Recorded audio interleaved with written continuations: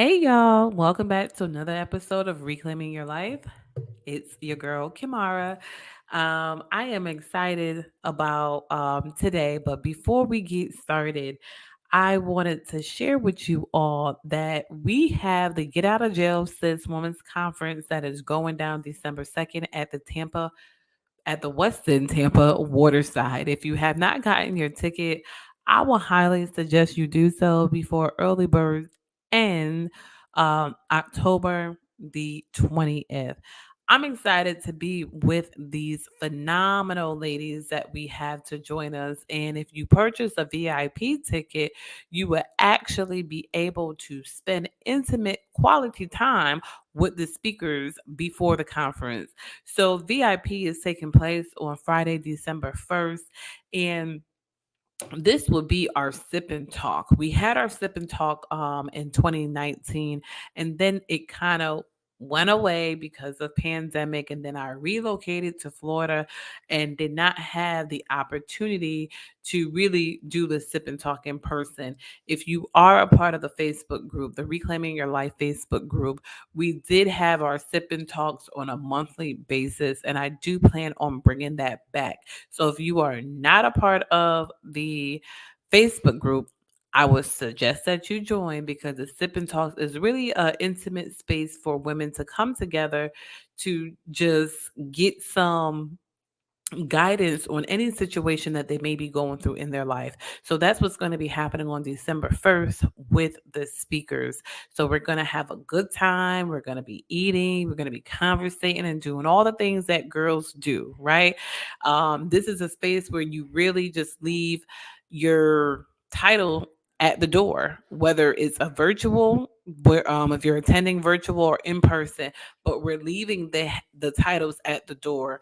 Mother, wife, sister, uh, aunt, niece, granddaughter, whatever title that you wear on a day to day basis, you are leaving that at the door.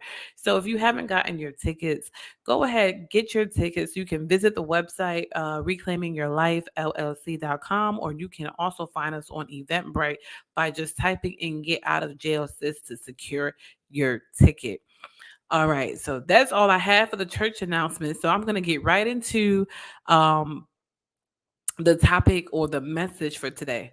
So, for the past couple of days, or I would say like last week, God has been speaking to me in regards to position, and He had revealed this to me when I was talking to my good girlfriend, and she was saying how she had to go back to work and she has to send some emails or she has to do something along those lines. And immediately, what God dropped in my spirit was that, look, you are doing the very thing that somebody is going to be doing when you get into that position. And that's when he reveals to me, you got to be in position before he can put you in position. And that thing sat with me, and like it was so deep because we don't realize before God can put us in position, we have to be in position. And being in position can look many different ways. It can be serving in the church, being on a job, or it can be one of your passions that you something that you love to do before he actually puts you in position. And what that looks like is, for example, today I came across a Facebook memory of me decorating an event for Christian Girls Rock. Um Side note, that's the overseer and founder, Yashika Haynes Blue of the Kingdom Culture Church in Hartford, Connecticut. So if you are in the area of Hartford, Connecticut, go ahead, stop by and visit. And she is also the founder of Christian Girls Rock, which is a group of women who come together. She does yearly trips where you guys would travel and go on cruises, go to different countries, and just really enjoying each other's time. So yes, so I just plugged that in there. But yes, so I had the opportunity and privilege to decorate the Christian Girls Rock in 2017. And when I immediately looked at the picture, I was like, oh my God, I miss decorating. I really do, because that was a passion of mine. It's like I just love decorating. I get joy looking up things for decoration. I get joy of looking at events and just seeing how it's all put together, the flowers, the centerpieces, just the details of it, the aesthetics of it. Like I just love it. That's what I enjoy. Um so as I was looking at it, it was just like that desire, that passion came back. And I'm just like, whoo, like, oh, okay, like this right here, I miss this. And immediately, what God had dropped in my spirit about that, and I'm gonna read it how he gave it to me because I don't want to mess this up. But so so what he had said to me was okay, so I'm gonna just read. Okay, so it's crazy as I'm writing this. God just said this prepared you for the conferences you will be hosting. At this time, Get Out of Jail Sis conference was not even given to me as of yet. And when I say given to me, because God hasn't shared with me at this point in my life in 2017 that I will be hosting conferences or that I will be doing retreats or I will even be speaking, like didn't even think I would be doing anything as far as public speaking. So, yet alone was I even walking in my purpose. So, reclaiming your life was not even thought of at all, period. It wasn't. So, he then also said, all the gifts and talents he has blessed us with all have purpose. Don't discount your talents. What you once did, you no longer do because it has purpose and it will be used for his kingdom. And I said, whoo, this just blessed me because it did. It had me look back and said, oh wow, what I was doing, Kimarra's Creations, because that was the name of my business back then. I was like, I wasn't making any money. Like, truth be told, your girl was not making any money at all. I would have consultations where people would speak to me and would like for me to do an event. And I don't know what that was for. But people would speak to me. We would have consultations, we would speak, and I would ask them questions, their visions and things, because my hashtag, or not my hashtag, my tagline was making your dreams and making your dream into a reality.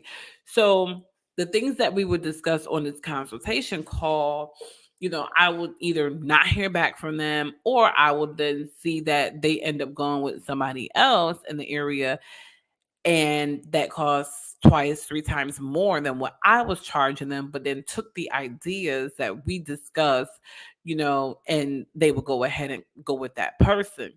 And I got discouraged and I said, you know what, God, we gon' I'm gonna just stop. I'm gonna just stop.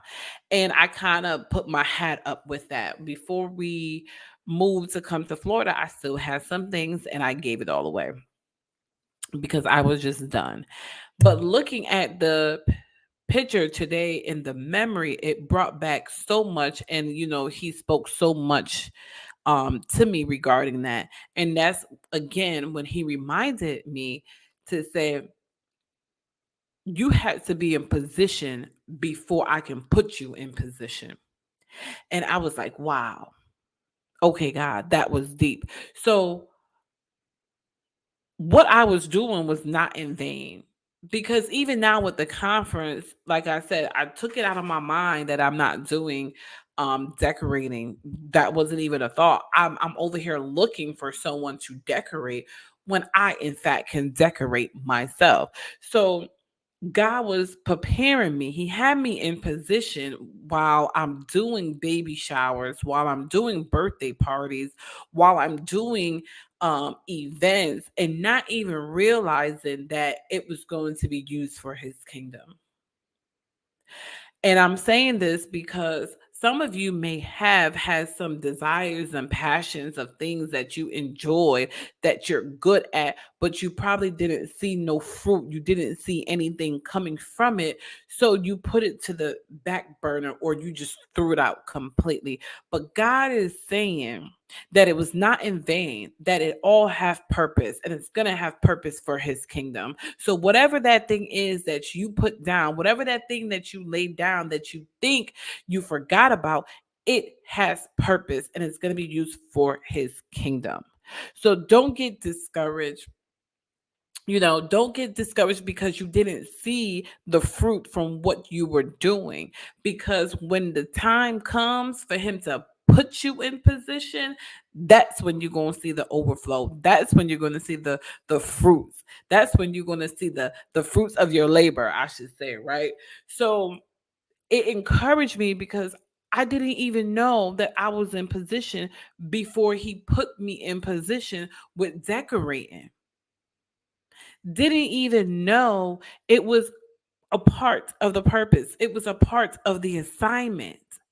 So we may think we have these passions and we have these desires for things that we think it just came up out of nowhere. Like it was just something that you like to do. No, it's a part of your purpose, and glory to God, because this is coming back up as another revelation for me, speaking to my same good girlfriend, where we think that our goals, our desires is ours, is our own, and it's not. It's from God. It's all to line up for his purpose. Just as I one of my goals for my job, like a corporate job, is that to become a manager, right? And when she had said this, it made sense to me because I'm like, oh my God, it's not even a goal for me to be a manager. It's a part of the purpose for me to be a manager, because this now is my training ground. This is now the playground where I'm going to be able to acquire the skills that I need to be a leader of a company. So we don't understand the things that we don't understand how things are working. Like everything has a purpose for it, and it's all for the purpose of God's kingdom. So you may be on a job thinking, oh, you dislike this job. Oh, you're not getting the recognition from this job. Oh, you're not being paid what you deserve. But it all has a purpose, because everything that we do, every job that we have, you attain a skill from that job that you are going to use in your purpose. You may not feel like it, you may not believe it, but it's all aligned with your purpose. So you have to be in position before God can put you in position. What does that mean? What does that look like? That means you have to serve. You have to be in the posture of serving, whether you're serving at your church, whether you're at your job. That's serving, right? Because you're helping building somebody else's vision, their business, right? So we have to be in this place. We have to be in this position before he can go ahead and put us in position. There's certain things that we have to learn while we're in position. There's certain things that we have to take note of. There's certain people that we have to even network or come in communication with before he can put us in position.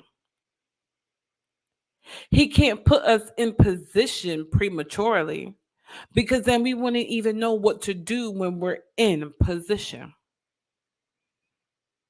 So you've got to be in the posture of doing what you need to do so that he can promote you and put you in position. This being in position before he can put you in position, it can go so deep, so deep.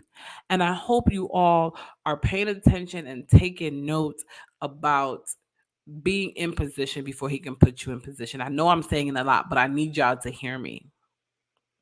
I need y'all to hear me, and I need y'all to understand that no matter what we may have went through, no matter what we may have experienced, even in the traumatic experiences, even in the neglect, the the rejection, the molestation, the rape, the abandonment. Not sure if I said that, but even in those aspects, we had to be in position before he can put us in position. Now, when he put us in position, that is where we are now sharing our testimonies.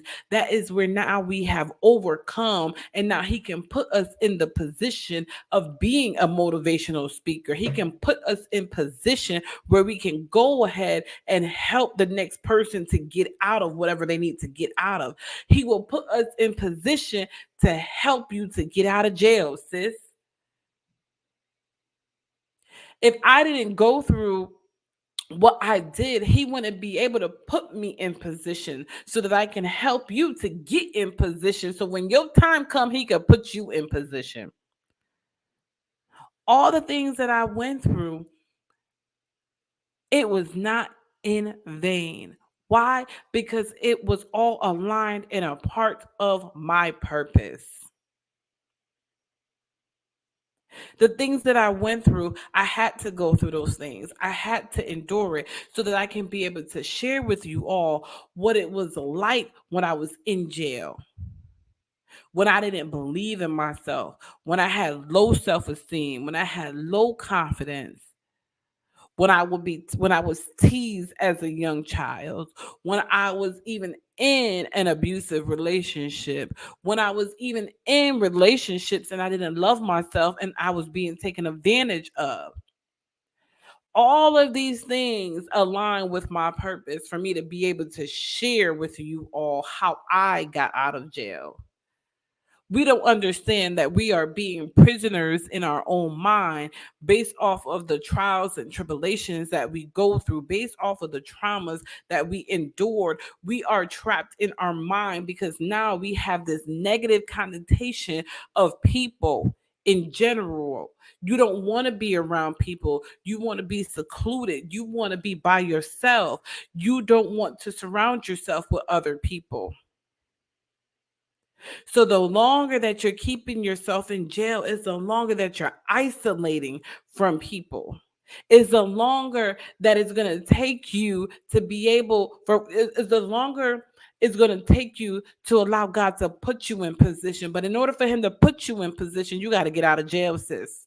And once you get out of jail, sis, then you will be able to be in position. And then once you're in position, then he can elevate you and put you in position. So I want to leave that with you all. It's time to get out of jail. It's time to and unlock the keys from your mindset. The Bible said be do not be conformed to this world, but be transformed by the renewing of your mind.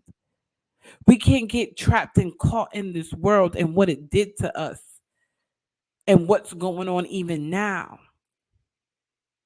We got to constantly renew our minds. We got to constantly unlearn the things that we learn. We have to unlearn the hurt. We got to unlearn the pain. We got to be able to forgive. We got to be able to go, we have to be able to look at that person and say, I forgive, although it may hurt.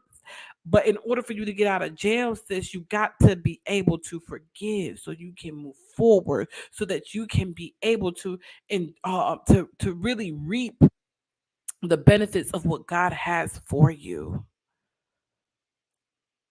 Again, remember, it's about being in position before God can put you in position. I want to leave that with you all. and think about it. Are you in position? Have you got out of jail? That is the time that I have for you all today. I hope this blessed you. I hope it was able to inspire, to encourage you, to be able to look at your situation, to look at yourself and ask yourself if you are in position before God can put you in position. All right, you all. You have a wonderful and blessed day. And until next time.